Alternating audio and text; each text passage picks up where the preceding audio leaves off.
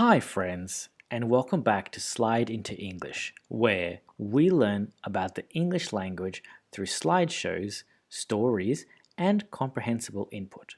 Today, we are starting a new topic, something I really enjoy talking about, English plurals.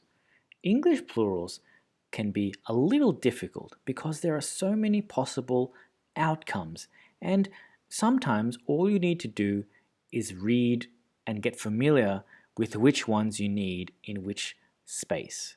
So, this playlist is going to be about as many different possible plurals that I can think of. If you think I've missed any, don't forget to leave me a comment or message me and I will definitely make a video for you. Without further ado, let's learn about our first category, regular plurals. Now, regular plurals are the easiest and most predictable kind of plurals.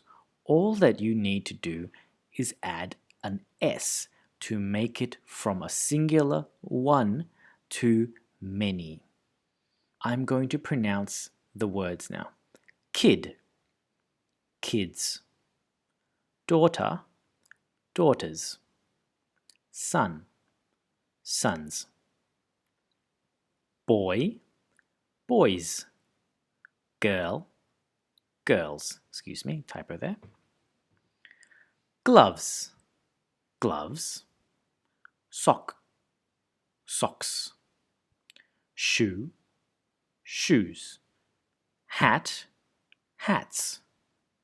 Jacket, jackets. Let's read. We need to buy some new things for our daughters. That's right, we're all going to the snow. What do the girls need? They will need new hats, gloves, socks, and shoes. What about waterproof clothing? You're right, they will also need jackets. Wow, going to the snow isn't cheap. Whose idea was this? Don't look at me, you're the one with all the crazy ideas.